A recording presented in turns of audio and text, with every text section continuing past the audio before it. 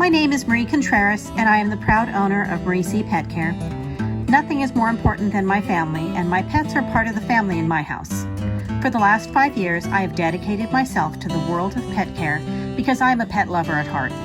I consider myself an environmentalist, an animal rights activist, and a staunch supporter of the scientific research behind proper animal care and welfare. My videos focus on pet care and tips for having healthy and happy pets. I hope you stick around and enjoy what I have created for you today. Hello, I am so glad that you joined me today.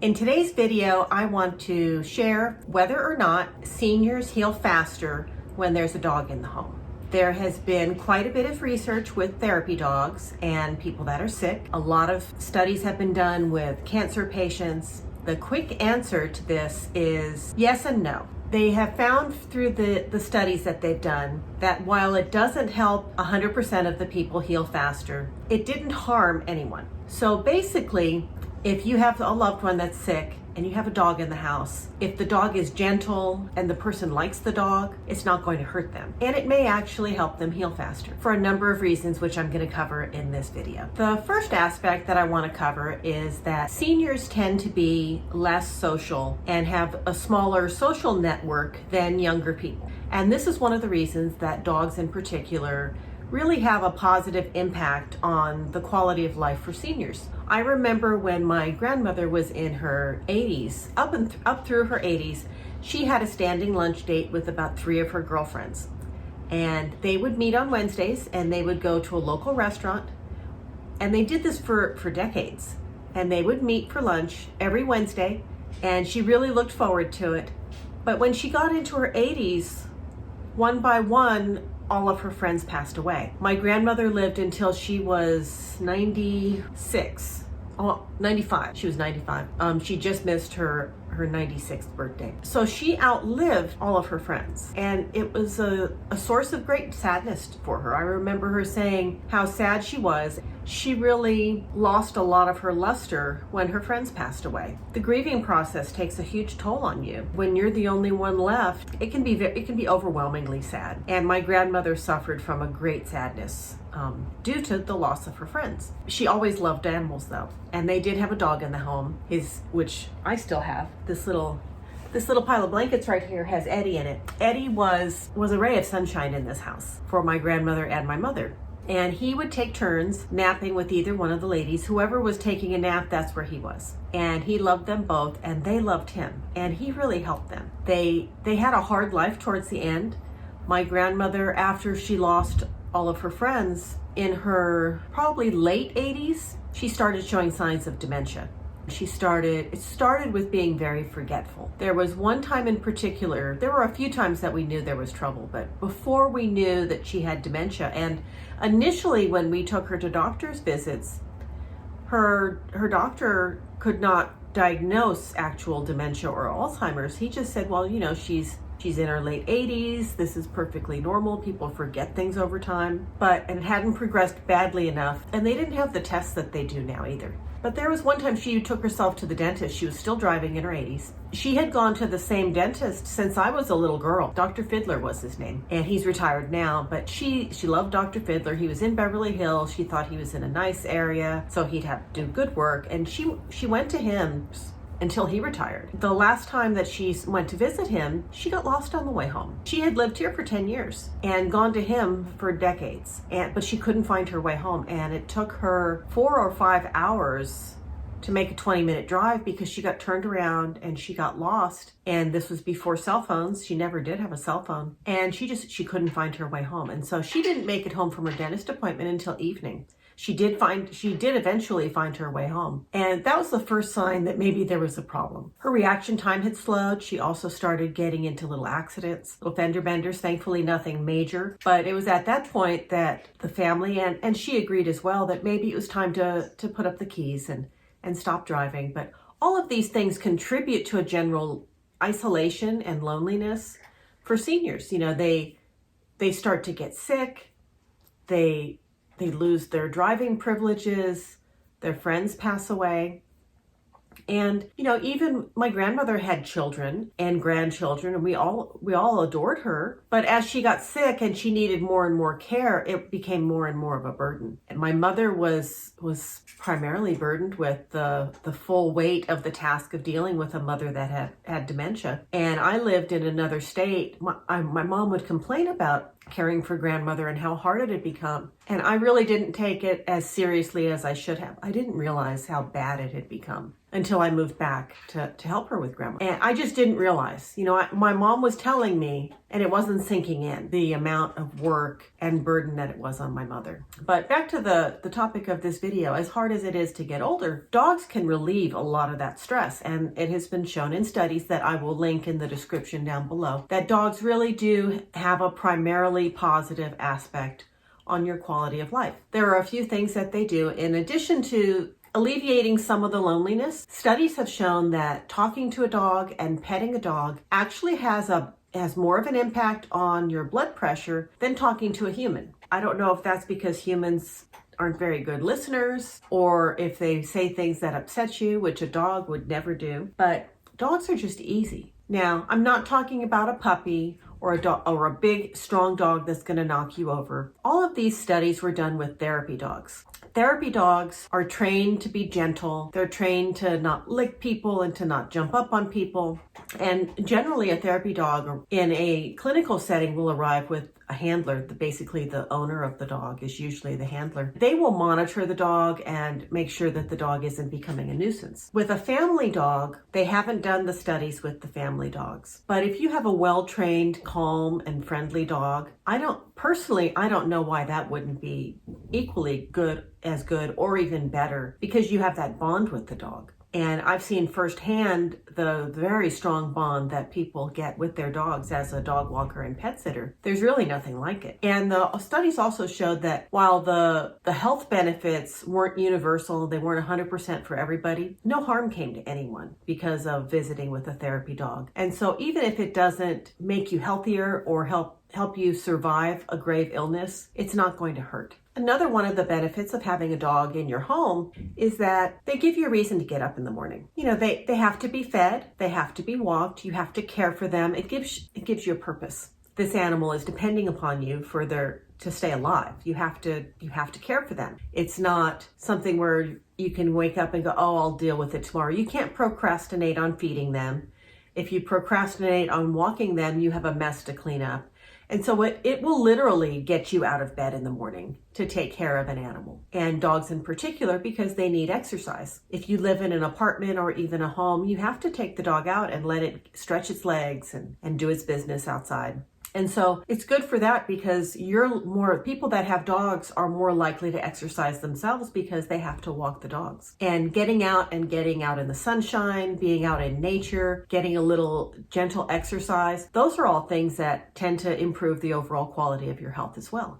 Now, with my personal experience with Eddie he was a great source of comfort to Grandma, even as her dementia took more and more of her memories away, and eventually it took her mobility away, and she became bedridden. What a lot of people don't realize is dementia doesn't just attack your brain and your memories, but it also attacks the part of your brain that affects your mobility. And there are some side effects that you can get where your muscles contract. They call it contracture. And towards the end, Grandma couldn't straighten her legs out, and they were too weak to bear her weight, so she couldn't stand anymore.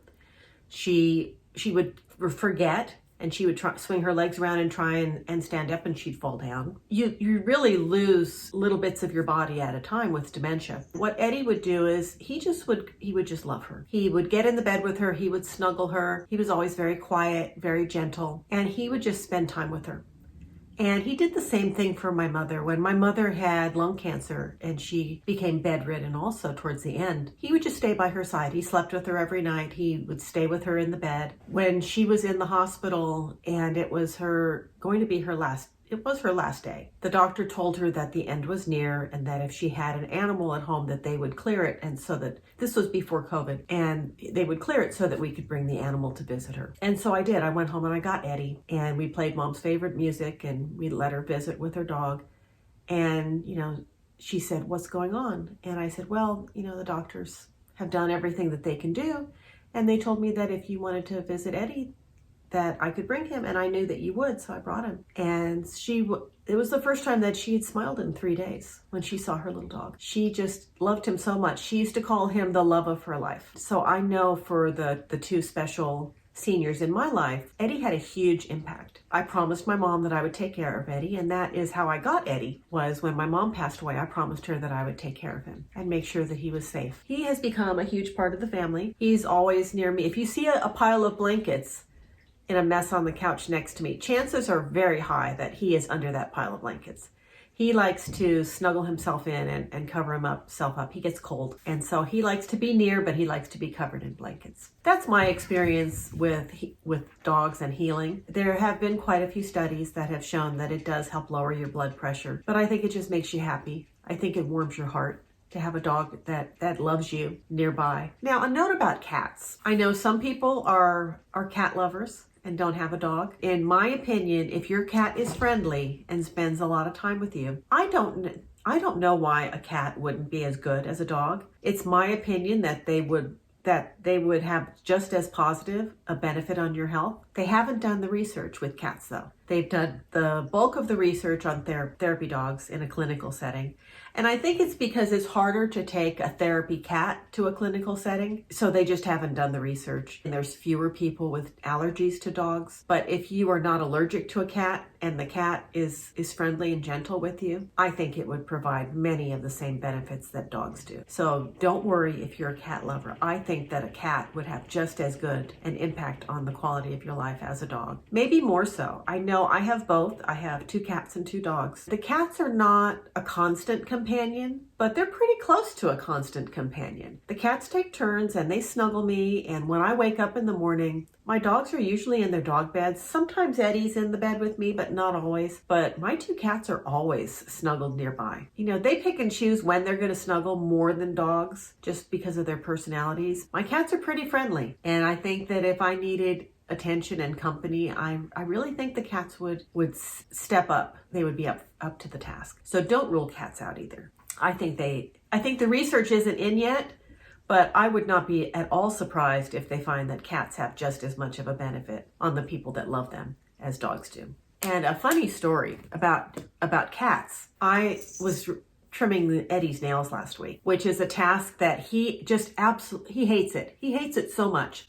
He hates it so much that my mom could never trim his nails herself. She went to all the local groomers. There's 4 or 5 in this area, and he has been banned at every single local groomer because he tries to bite the vet techs. The only person that could trim his nails was the veterinarian. And I don't know if he muzzles him or what, but the vet takes him in the back, charges us $100 for the visit, and then brings him back with his nails trimmed. I tried a new groomer recently, and Eddie refused to go into the place, and when I got him back, he hid under the bed for a full day. He didn't eat, didn't come out, and I really thought that maybe something bad had happened to him, or he was mistreated in some way. And so I thought, you know what, I'm just going to trim his nails myself. And so I held him, and he shrieked, and his little arms were like propellers, and they were going every way, and I thought I was going to end up cutting off one of his toes, but I just held him until he calmed down.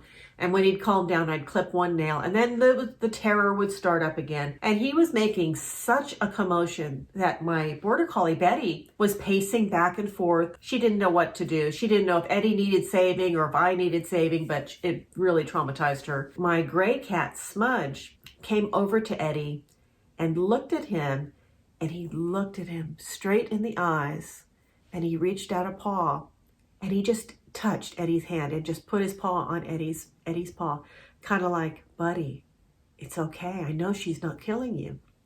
And he just locked eyes with Eddie and touched his paw.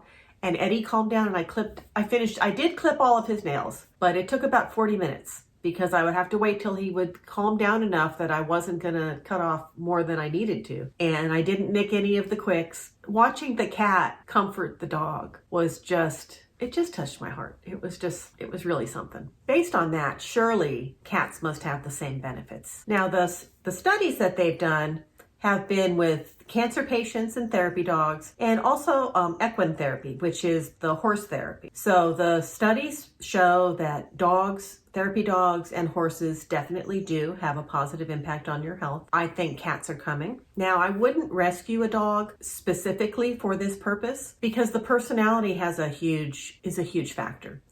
If the dog is not calm or isn't friendly, you may not have the results that you're looking for. And it's not fair to the dog to rescue them for that purpose when a lot of times their personality doesn't really fully materialize until they've settled in. It can take 2 or 3 months. If you have a dog already that's calm and friendly, I definitely think that is going to have a good impact. And also, not every dog is going to qualify to be a therapy dog. Therapy dogs are special. They're different from emotional support animals or a household pet. A therapy dog, there are temperament requirements. If the dog is, there are things that they train them not to do. They train them not to lick. They train them not to paw. When they're in a clinical setting, their nails have to be trimmed. They have to be freshly bathed to be cleaned so that they're not bringing germs into a hospital or into a clinic. And so there are certain requirements as to what they're fed as well.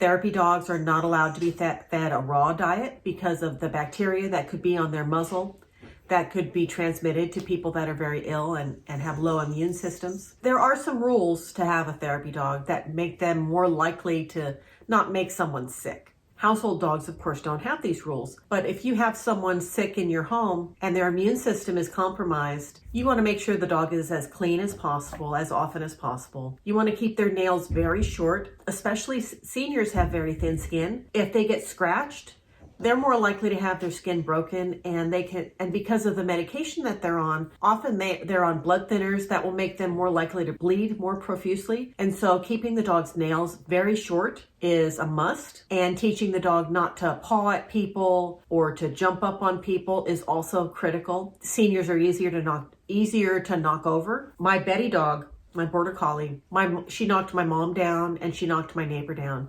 All they were doing was holding the leash. When Betty jerks and lunges, she would knock an older person over. And so a smaller dog is generally much easier to handle for an older person because they don't have the strength that younger people do often. So if you do have a dog that you're planning on having as a companion for a senior, in addition to it being very clean and having very short nails, you also want to have basic obedience training. You want to teach the dog to not jump up, not to paw, not to, like a lot of puppies will do that biting thing. You don't want that. So a puppy is not an ideal dog for an older person. A senior dog is an ideal partner for a senior person. A senior dog that has been housebroken and obedience trained rather, and has some nice manners. An animal that's gentle and friendly. You don't want one that's going to chase after feet because that could trip them. So you want a dog that's just kind of calm and easygoing and gentle to be around. You don't want a dog that's going to be lurching on the leash and lunging at everything, because if a dog is running back and forth while you're trying to walk it, and you have mobility issues, or maybe you're in a walker, you don't want to be tripped. And so teaching the dog to walk nicely at your side on the leash is a safer thing for an older person. I'm just going to recap real quick. The temperament is key. You want a gentle, friendly dog. You want a dog that doesn't jump up, that doesn't paw, doesn't scratch at people, doesn't bite. You want a dog that walks nicely at your side so it doesn't trip you. You want a dog that doesn't have a super high energy level, which is why seniors do well. A dog that wants to nap most of the day is perfect because it doesn't need, to go to the dog park or to go for runs to burn off the steam. You want to keep it very clean because the germs can be a factor with a compromised immune system, especially cancer patients. And you want the nails trimmed because even a dog that isn't scratching at you, if their nails are too long, they can still accidentally scratch at you. Just, picking them up if their little paws flail. So those are, regular grooming is important. And you don't want to feed a raw diet.